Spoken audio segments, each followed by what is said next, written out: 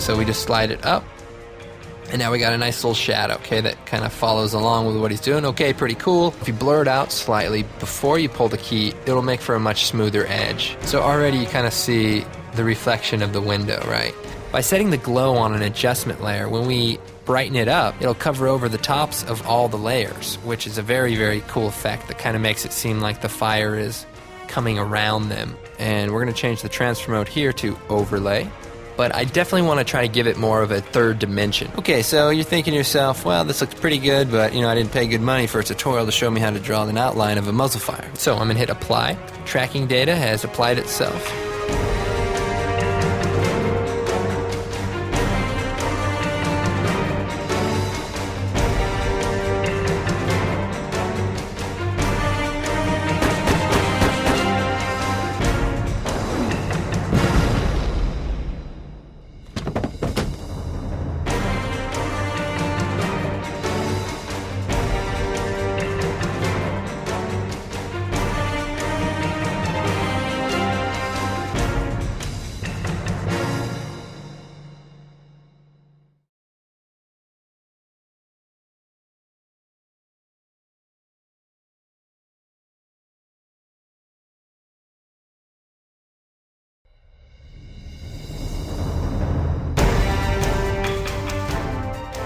Hi, Andrew Kramer here.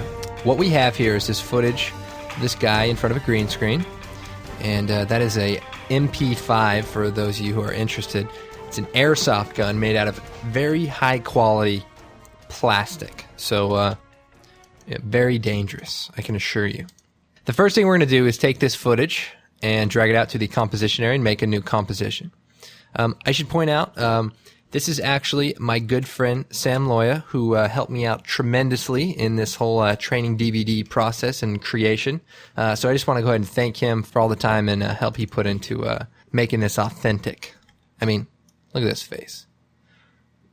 Yeah. Next thing we're going to do is select a layer and go up to Effects, Keying, Key Light. And this is the plugin we're going to use to pull a good matte from this green footage. So first thing we're going to do is pick the color green. Okay. And if I toggle this transparency, you can see already things are starting to happen. All right, let's go ahead and skip a few of these settings. And first thing I want to focus on is this screen pre-blur. And basically what this does is blurs the matte before it pulls the key from it. So if we go to the screen matte in the viewing options, we play with this, you can see it kind of blurs it out. And the benefit of this is when you're working with DV footage especially, the edges aren't perfect and they can be blocky and have artifacts. And so if you blur it out slightly before you pull the key, it'll make for a much smoother edge and it won't crawl and look all crazy. So that's obviously a good thing. Now the next thing I want to go to is the screen matte. And we have a few settings in here I want to look at. Let's go ahead and change the view momentarily to the screen matte view. And this is the black and white view. Everything that's white is opaque and everything that is black is going to be transparent. We have some gray area here which we need to work on. So the clip black will basically bump up the tolerance for the black and just kind of cut that out of the mix here. And likewise we have some gray here in the white and I want to go ahead and clip that down. So that's pretty good. Let's go with 35 and we'll make it say 75. And if we switch back to the final result and we zoom in here, you can see we actually have a pretty nice edge all around.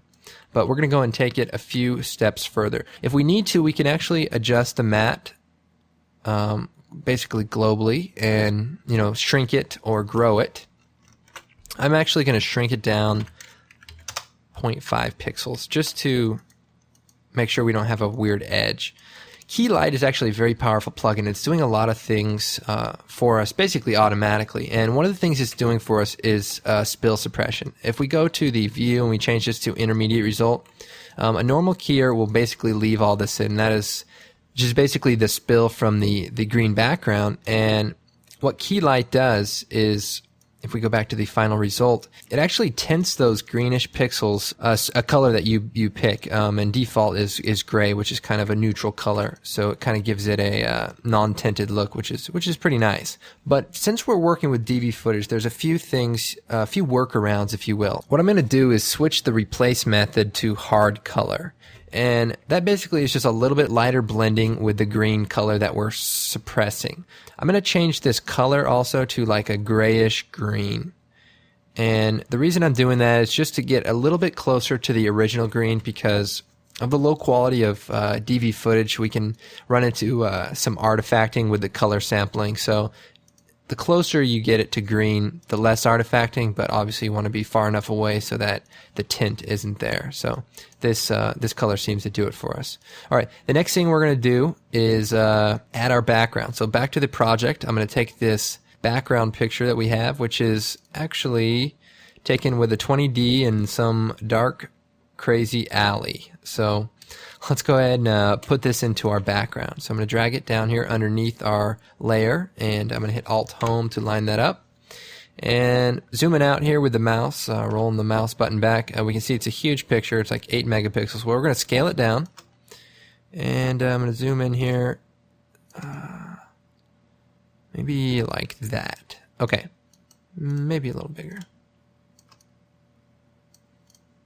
All right, we're working with progressive scan footage. Now, if we were working with interlace footage, we would possibly have some more artifacting and noisier edges.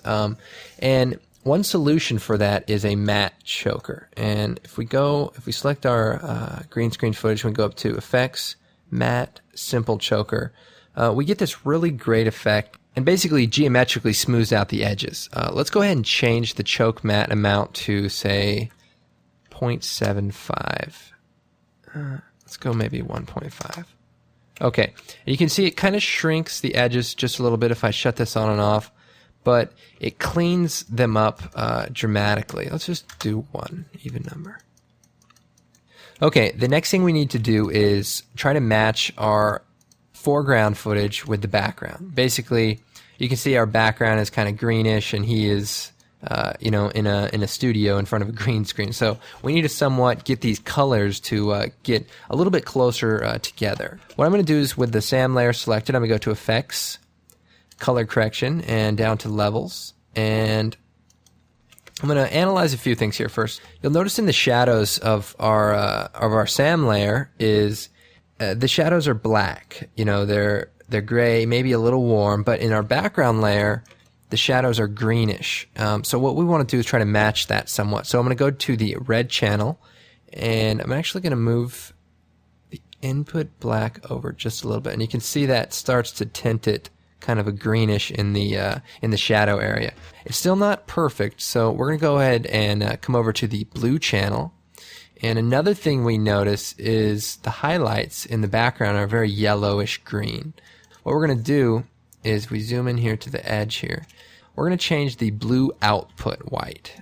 And if we just slide this over, you'll see that we kind of can start matching that color. Now we could overdo it a little bit, and say, okay, well, that's just foreground lighting, but we just want to get it to look, yeah, that looks pretty good.